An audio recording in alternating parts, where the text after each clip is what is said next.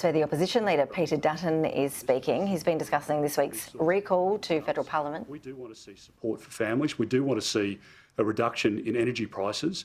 And it is the case that in the October budget, Labor predicted that after 2 years of their policy, electricity prices would go up by 56% and gas would go up by 44%. And the plan that they've cobbled together now is all about electricity prices, frankly, going up. And that's exactly what they're going to do under this government, particularly if there is less supply of gas going into the system.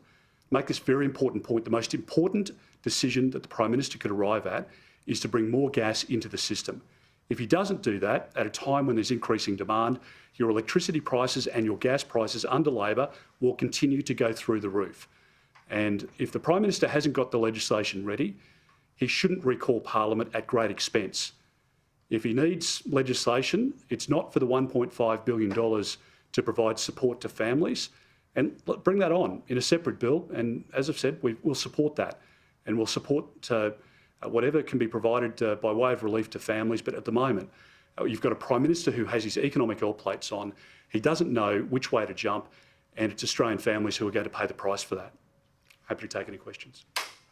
I guess so. Can you just really specifically kind of clarify what the opposition's stance is on the government's energy intervention? Well, the government hasn't released its legislation. I mean, quite remarkably, the Prime Minister made this announcement last week.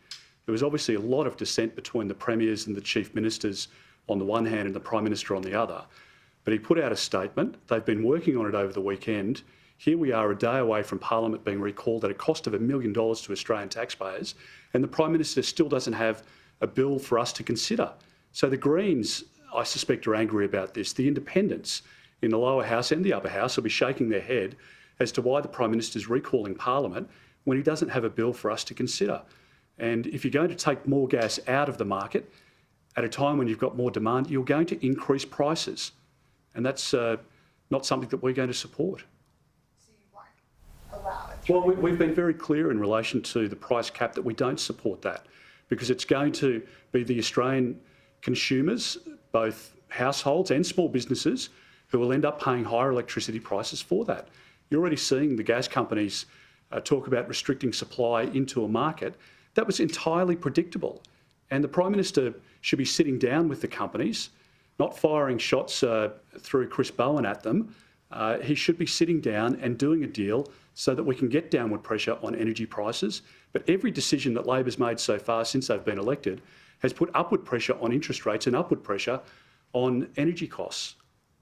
Do you believe the gas exporters have been profiteering from the war in Ukraine? Well, again, I mean, if the Prime Minister has evidence of any wrongdoing, he should provide that evidence. But it's not. I mean, the Prime Minister was elected in May. He's got a budget handed down in October. You would have thought if they had a plan, if they'd properly considered the situation, in their budget they predict that energy prices are going up. They predict that inflation will be 8% next year. So if they had a plan, why didn't they present it in the October budget? And it's clear every day since that they don't have a plan and that they're looking for a political wedge.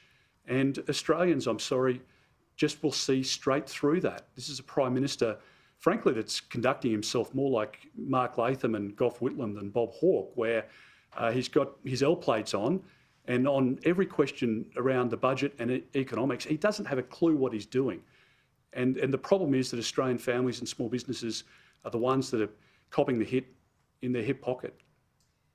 The gas sector is particularly hot under the collar over the reasonable pricing element of the mandatory code of conduct. Do you share these concerns? Well, again, this is a plan that hasn't been consulted on. The legislation's not even before us to consider. And no wonder the companies are expressing concern, because there's been no consultation with them either. You've got Ed Husic and Chris Bowen. I mean, Chris Bowen was probably the worst minister of the Gillard period. And here he is out there trying to make it up as he goes along. Labor's, got this plane mid-flight, and they've got no idea. They continue to just put these thought bubbles out there, and they're putting it all together in a rushed fashion, which is going to end up in a real mess. And Australian consumers will pay the price for Labor's disaster. It is exactly what happened in the Rudd-Gillard-Rudd years, where on questions of economic matters, they just don't know what they're doing. And that is a real problem for us in an environment where you've got increasing unemployment, increasing inflation, increasing interest rates, increasing electricity prices, and increasing gas prices under Labor, and a Prime Minister that doesn't have a clue as to what he's doing. You say that the key to bringing down gas prices is supply, but isn't increasing supply a longer-term prospect only rather than a short-term No, reality? it's not. And again, in the October budget, the government provided specific funding to groups to take legal action against companies that wanted to bring more gas supply into the system. They're ideologically opposed to gas as a fossil fuel. But the trouble is, if you turn off coal and you turn off gas, then the lights go out, because we all want to see renewables in the system, but the renewables need to be firmed up. And if the renewables can't be firmed up through gas, then you will see the unreliability in the system that we've seen in other parts of the world, in Germany, in California, in many other jurisdictions, because the new system is not yet ready. And this government is experimenting. They're worried about more about ideology than they are about helping families. And it's on show here with a Prime Minister that just can't get it right. Just one more from me in regards to this horrible shooting that unfolded on Monday. We're hearing some more details obviously coming out as the days go by in terms of the characters of these men and some of the situations there. As you obviously hear more, just how concerning are some of these details and some of the things they were perhaps saying and involved in the particulars around the shooters themselves? Well, look, I just think it's a harrowing detail that gets released day by day as we find out more about these individuals. They're callous murderers, and they have taken families and torn them apart on the eve of Christmas. And you've got young police officers who were just doing their work. They were going there to check on an individual to make sure that he was okay, and he ended up murdering them. And it's the brutality, the premeditated nature, and the viciousness of what we're now understanding unfolded on that property that has really shaken people. We've all seen horrific police murders before. We've attended funerals, we've spoken with families, and every one of those deaths is an absolute tragedy. But in this case, when you hear about the preparations that took place, the activities online, the twisted mental health issues, obviously, that fed into the thinking and the actions of these individuals, as the Commissioner rightly pointed out yesterday, it's hard to imagine how the remaining two police officers escaped without losing their lives.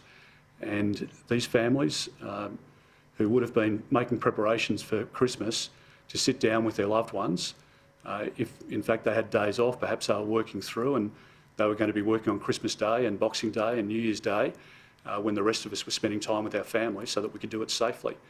And their lives have been cut short in the most brutal fashion. This is something that you would see in other parts of the world, in Colombia, for example, but not in our country.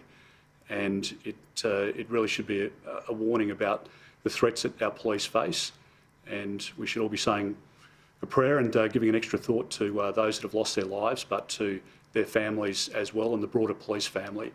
They will all be in considerable pain right now, and it's appropriate that we really stop, pause, and think about the sacrifice that they make for us on a daily basis. All right. Thank you very much.